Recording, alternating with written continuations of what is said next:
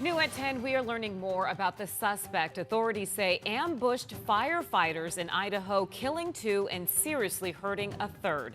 Good evening and thanks so much for joining us for 12 News at 10. I'm Kadiba Devine. I'm Mark Curtis. The attack happened yesterday afternoon near Coeur d'Alene, but the 20-year-old suspect previously lived in the valley.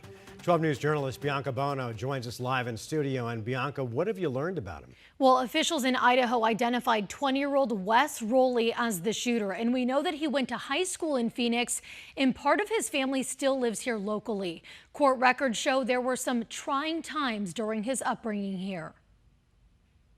At the beginning of this event, we knew that it was tragic. Investigators in Idaho trying to piece together a tragedy. They say 20-year-old Wes Rowley set a brush fire as a trap in a rural area near Coeur d'Alene, then opened fire on responding fire crews. The ambush left two firefighters dead, John Morrison and Frank Harwood. A third firefighter, David Tisdall, is fighting for his life. Rowley was found to be in possession of a flint starter, and we believe that was his method for starting the fire. Rowley posted this now deleted Instagram story showing himself wearing camouflage and a mask, carrying ammunition. We did have reports that he was shooting at first responders via a tree. Rowley's body was found with a gun hours after the shooting, leaving investigators with questions about his motive. His grandfather telling NBC News, at one point Rowley wanted to become a firefighter, saying it didn't make sense that he was shooting firefighters. Maybe he got rejected or something. His grandfather also confirming that Rowley attended school in Phoenix, where some of his relatives still live, but moved to Idaho to live and work with his father. Maricopa County family court records show Rowley's parents divorced in 2015 amid allegations of violence. Rowley's mother filing an order of protection against his father for herself and for Rowley, who was 10 at the time, stating the father threatened her, saying he would be waiting outside with a sniper rifle and would burn the place down. The protective order was granted, but later amended to allow contact with Rowley. We have not been able to find any manifesto.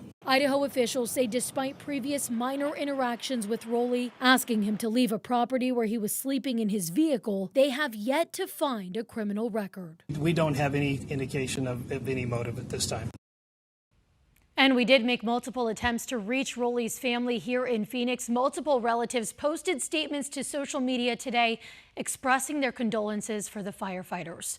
We're live in studio tonight. Bianca Bono, 12 News. Bianca, thanks. The city of Phoenix says they haven't issued any citations after crews had to rescue a family of 11 hikers who had gone around the barriers on a closed trail yesterday.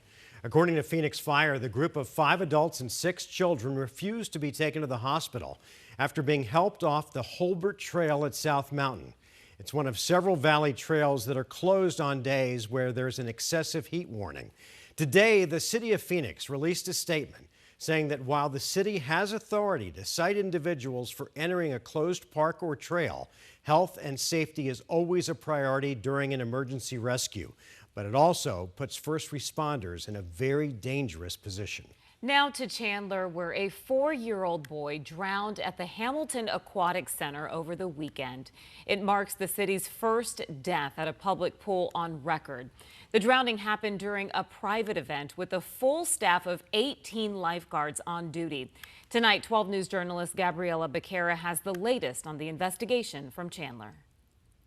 The Hamilton Aquatic Center was closed for a private after-hours church swim party when that 4-year-old boy went underwater for an unknown amount of time. Chandler police are investigating how a 4-year-old boy drowned in a public pool while surrounded by dozens of people. A City of Chandler spokesperson says the Hamilton Aquatic Center was fully staffed Sunday night with 18 lifeguards on duty at their stations when the boy was discovered underwater. It was a lifeguard who found him. The spokesperson tells me the lifeguard took appropriate action to assist and alert the other lifeguards, which involved activating the Aquatic Center's emergency response. Lifeguards started CPR and first responders continued life-saving efforts in the ambulance. The boy was declared dead at the hospital. To have a drowning at a public facility like that is very rare, not very common. This is the city of Chandler's first fatality at a public pool on record. Retired firefighter and Drowning Prevention Coalition of Arizona President Jay Arthur says parents should never solely rely on lifeguards to watch their kids. And even though we know lifeguards are on duty and those kind of things, I think we need to, as parents, still take responsibility. It's unclear what led up to the drowning or where the child's parents were at the time. Arthur says the lifeguards had the right response once they realized something was wrong. When we do have a drowning, we got to understand that CPR is so critical. You have to do it before the first responders get there. This is the third child drowning so far in Maricopa County in 2025. With 2 more summer holidays right around the corner, Arthur is hoping families stay vigilant around water. Still need to watch your kids around water regardless of the situation because, again, things happen just like it did yesterday. Chandler police are investigating the drowning. No arrests have been made. I did speak with the boy's father. They're asking for privacy at this time. In Chandler, Gabriela Becerra, 12 News. All right, Gabby, thank you. We continue to follow the latest developments on a wildfire that's burning in northeastern Arizona. The Oak Ridge fire is still growing just 8 miles southwest of Window Rock. Officials from the Navajo Nation say the entire community of St. Michael's has been placed on set status and should be prepared to leave at a moment's notice. The Navajo Police Department had already issued a go order for residents in Oak Springs, Hunters Point, and some areas outside of St. Michael's, meaning that people there need to evacuate. Evacuees are being directed to the event center in Fort Defiance, which is now serving as an official shelter.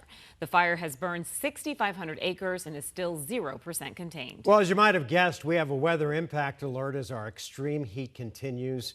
Meteorologist Chris Dunn joins us, and Chris, it was stinking, filthy hot out there. H-O-T, hot. In fact, Mark, I can tell you this. On June 30th, it has never been this hot in Phoenix. This is the hottest it's ever been on June 30th. It was set a daily record, 116 degrees. The normal is 107. The previous record, 115. And those records go all the way back to 1896. Some promising signs, though, of a change in the weather pattern. This is from one of our weather watchers in Payson. You can see some rain coming out of those clouds. Yeah, a little bit of monsoon moisture, a little mini monsoon surge trying to get into the state today, especially affecting southeastern Arizona. The Tucson area getting a dust storm, Cochise County getting some of that rain as well. And Safford, we'll have some more of your photos coming up in just a bit. But as that continues, it'll eventually knock down those temperatures. We have one more day of the extreme heat warning. In fact, at this hour, it is still 104 in Phoenix, 86 in Sedona. The extreme heat warning goes until 8 o'clock tomorrow night for the pink shaded areas on your screen here. So that's when our weather impact alert goes until 8 o'clock tomorrow night. 114 in Phoenix tomorrow, 111 for Gilbert, Deer Valley 110, and 112 in Surprise. And it's not just the daytime highs, it's the morning lows. We will be in the 90s as we start out your Tuesday tomorrow. Back to you. All right, Chris, thanks. It's a day that most of us who were living here at the time will never forget. Today marks 12 years since the deadliest wildfire in Arizona history. 19 Granite Mountain hotshots lost their lives while battling the Yarnell Hill fire. 12 News journalist William Pitts spent the day in Yarnell, where the community came together to remember those fallen heroes. 12 years ago, it was a day a lot like this. It was hot with a chance of thunderstorms. The Yarnell fire was just a few miles over my shoulder. It may have been 12 years, but for a lot of people, it's just yesterday. Travis Turbethil. 12 years. William. Reading 19 names, one after the other. Clayton Whitted. Lou Theokas always knows which one is coming last. Garrett Zuperger. Lou's grandson. 12 years, and it's not any easier. I dearly love these people, and I like to let them remember what really happened. Bob Brandon was there that day, fighting the fire, and he's been here every year since. That's what I'm going to do. Lou and I were talking about it, too.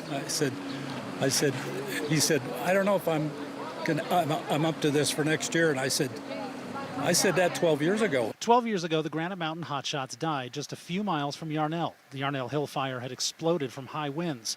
A thunderstorm came over, the downdraft shifted the wind. The fire burned over the crew. Granite Mountain 7! All 19 were killed, the worst loss of firefighters since 9/11. The best ways to honor the memory of the hotshots was to make Yarnell, Glen Isla, and our community as thriving, vibrant communities as possible. Today's ceremony was a chance to remember and to reflect. 12 years, and the town has almost recovered. They're looking for the damage. They don't see it. It's not there. But full recovery may never happen. We usually talk to Luthiokas about his grandson, but not this year. This year, he couldn't go through it again. 12 years since the fire went out, but not enough time has passed. One thing they announced during the ceremony today, Yarnell is now a certified fire-wise community. In the last 12 years, they've rebuilt a lot, but they've also tried to make sure that a fire like this never happens here again. In Yarnell, William Pitts, 12 News. All right, well, thank you.